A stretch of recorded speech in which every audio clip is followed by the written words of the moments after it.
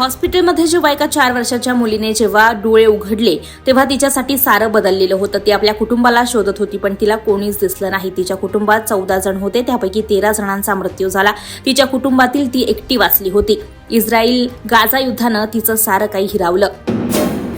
इंग्लंडच्या दक्षिण पश्चिमेकडील कॉर्नवॉल काउंटी जवळ पोर्टिथमध्ये एक भूमिगत गुप्त बंकर सापडलं आहे. हे बंकर दुसऱ्या महायुद्धातील असल्याचं म्हटलं जातं. हे बंकर आज तागायत जगासमोर आलेलं नव्हतं, ज्याचा शोध आता एका बांधकाम प्रकल्पातील लोकांनी लावलाय. क्षेत्रफळाच्या दृष्टीनं इस्रायल अतिशय लहान आहे, पण तरीही त्याचं जगभरातील अत्याधुनिक तंत्रज्ञानासाठी ओळखलं जातं. देशाचा GDP 2023 मध्ये $564 अब्ज आहे. दरडोई उत्पन्न $58,000 आहे. इस्रायलचा संरक्षणावरील खर्च जवळपास 2 लाख कोटी रुपयांच्या घरात जातो. इस्रायली अर्थव्यवस्थेची सर्वात मोठी ताकद म्हणजे निर्यात. इस्रायलची संरक्षण यंत्रणा अतिशय मजबूत आहे. कोरोना संकटात सगळ्या जगाने सोसला आहे. त्यानंतर युक्रेन आणि रशिया यांच्यातला संघर्ष आणि आता इस्रायल आणि हमास यांचं युद्ध सुरू आहे. युद्धामुळे जागतिक स्तरावर एक प्रकारची अस्थिरता निर्माण झाली आहे. हमासच्या युद्धात जर जास्त देश सहभागी झाले तर तिसरं महायुद्ध सुरू होऊ शकतं, अशी चिंता इस्रायली लेखक आणि इतिहासकार युवाल हरारी यांनी व्यक्त केली आहे. इस्रायल हमास युद्ध आणखीन पेटण्याची शक्यता आहे. या युद्धात अमेरिकेने इस्रायलला पाठिंबा दर्शवलाय. दरम्यान युद्धाची धग वाढत असतानाच अमेरिकेचे राष्ट्राध्यक्ष जो बायडेन उद्या 18 ऑक्टोबरला इस्रायल दौऱ्यावर जाणार असून इस्रायलला पाठिंबा दर्शवणार आहे. 16 आमदारांच्या अपात्रतेवर विधानसभा अध्यक्षांनी तातडीने निर्णय घ्यावा. त्या संदर्भात सर्वोच्च न्यायालयाने अध्यक्षांना तसे आदेश द्यावे. यासाठी ठाकरे गटाने सर्वोच्च न्यायालयात याचिका दाखल केली आहे. या याचिकेवर कोणत्याही क्षणी निकाल येण्याची शक्यता आहे. शुक्रवारी झालेल्या सुनावणीत सर्वोच्च न्यायालयाने विधानसभा अध्यक्षांची कानउघडणी केली होती. LGBTQ ही शहरी किंवा उच्चभ्रूपर्यंत मर्यादित गोष्ट नाही, अशी महत्त्वपूर्ण टिप्पणी सुप्रीम कोर्टानं केली. सेम सेक्स मॅरेज अर्थात समलैंगिक विवाह या विषयावर सध्या सुप्रीम कोर्टात सुनावणी सुरू आहे. यावेळी सुप्रीम कोर्टाने एक महत्त्वाची टिप्पणी केली आहे. भाजप खासदार निशिकांत दुबे यांनी TMC खासदार महुआ मोइत्रा यांच्यावर संसदेत अदानी समूहावर प्रश्न विचारण्यासाठी एका व्यावसायिकाकडून पैसे घेतल्याचा आरोप केला होता.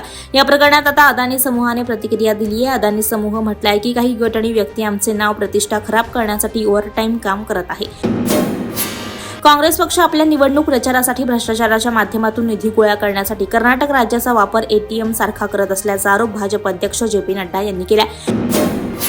बिहारला औद्योगिक आघाडीवर प्रगतिशील आणि पर्यायाने रोजगार निर्मितीला चालना देणारं ते राज्य बनवण्याची तयारी सुरू आहे. बिहार राज्यात प्रथम देश विदेशातून गुंतवणूकदारांना आवाहन करणाऱ्या बिहार बिझनेस कनेक्टचं आयोजन केलं जात आहे. स्थलांतरित बिहारींच्या संख्येत मोठी घट झाल्याचाही दावा केला आहे. हैदराबादचे खासदार असदुद्दीन ओवैसी यांनी हैदराबादमध्ये केलेलं वक्तव्य चर्चेत आहे. भारताची फाळणी होणं ही ऐतिहासिक चूक होती. भारताची फाळणी व्हायला नको होती, मात्र दुर्भाग्याने असं घडलं आणि देशाची फाळणी झाली. जे व्हायला नको होतं ते झालं, असं ओवैसी यांनी म्हटलंय. सरकारी जमिनींवर विकासकांचा डोळा असतो. राजकारणी, विकासक, नोकरशहा आणि पोलिसांचे भयानक साटेलोटे असते. ते एकमेकांचे हितसंबंध जपतात. त्यामुळेच सरकारी जमिनी विकासकांच्या ताब्यात जातात. त्यांचा वापर सार्वजनिक हितासाठी व्हायला हवा, असं प्रतिपादन पुण्याच्या तत्कालीन पोलीस आयुक्त मीरा बोरवणकर यांनी पत्रकार परिषदेत केलंय. शिवसेना पक्षाचं नाव आणि पक्षचिन्हाबाबत निवडणूक आयोगाच्या या निर्णयाविरोधात ठाकरे गटाने सुप्रीम कोर्टात धाव घेत याचिका दाखल केली. या याचिकेवर सुनावणी सर्वोच्च न्यायालयात सुरू आहे. या संदर्भात 31 ऑक्टोबरला पार पडणारी सुनावणी पुन्हा लांबणीवर पडली आहे. मराठी रंगभूमीवरील मानाचा समजला जाणारा नाट्य क्षेत्रातील विष्णुदास भावे गौरव पदक ज्येष्ठ अभिनेते नाट्यकलाकार प्रशांत दामले यांना मंगळवारी जाहीर करण्यात आला. गौरव पदक रोख रक्कम रुपये 25,000, स्मृतिचिन्ह, शाल आणि श्रीफळ असं गौरव पदकाचे स्वरूप आहे. यवतमाळच्या उमरखेड येथे एका बालिकेवर सराईत गुन्हेगारांनी अत्याचार केलाय. दरम्यान भाजपाशी संबंधित डॉ. सायली शिंदे यांनी प्रसिद्धी आणि सहानुभूती मिळवण्यासाठी पीडित बालिकेच्या सांत्वनपर भेटीचे छायाचित्र आणि चित्रफित समाज माध्यमात सार्वत्रिक केली. न्यायालयाने शिंदे यांना 14 दिवसांची न्यायालयीन कोठडी सुनावत त्यांची रवानगी कारागृहात केली आहे.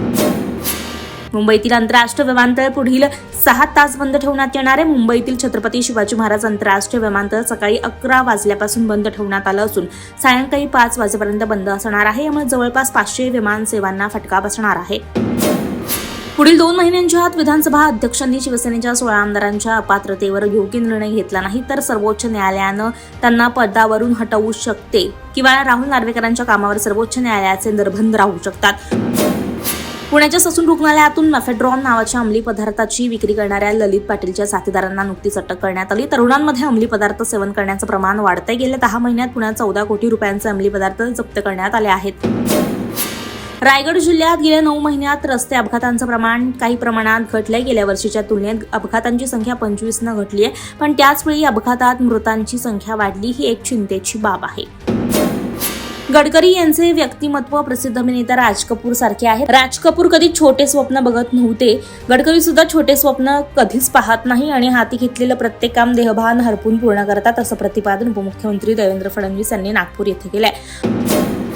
कोविड काळामध्ये 25 दिवसांच्या अभिवचन रजेवर मुक्त करण्यात आलेल्या खुनाच्या गुन्ह्यात नागपूर कारागृहात जन्मठेपेची शिक्षा भोगणारा आरोपी फरार झाला होता. दरम्यान नुकतेच लकडगंज पोलिसांनी त्याला छत्तीसगड येथून अटक करून पुन्हा कारागृहात दाखल केलाय.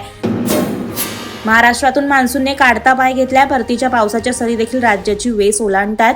मात्र उन्हाचा दाह चांगलाच वाढलाय. एकीकडे देशाच्या उत्तरेकडील राज्यांमध्ये थंडीची चाहूल लागलेली असताना महाराष्ट्रात उन्हाचे चटके बसतायत. तब्बल 128 वर्षांनंतर क्रिकेट या खेळाचा ऑलिम्पिकमध्ये समावेश करण्यात आलाय. आंतरराष्ट्रीय ऑलिम्पिक समितीने सोमवारी आपल्या 141व्या सत्रात 2018 लॉस एंजेलिस ऑलिम्पिकमध्ये देशातील सर्वात लोकप्रिय खेळाचा समावेश करण्याची अधिकृत घोषणा केली.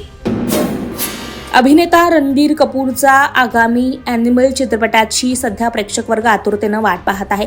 काही दिवसांपूर्वी या चित्रपटाचा टीझर प्रदर्शित झालाय. प्रेक्षकांनी याला उत्तम प्रतिसाद दिलाय. रणबीर कपूर, अनिल कपूर आणि दाक्षिणात्य अभिनेत्री रश्मिका मंदाना यांच्या पाठोपाठ अभिनेता बॉबी देओलचा फर्स्ट लुक समोर आला, तेव्हा प्रेक्षकांची उत्सुकता आणखीन वाढली आहे.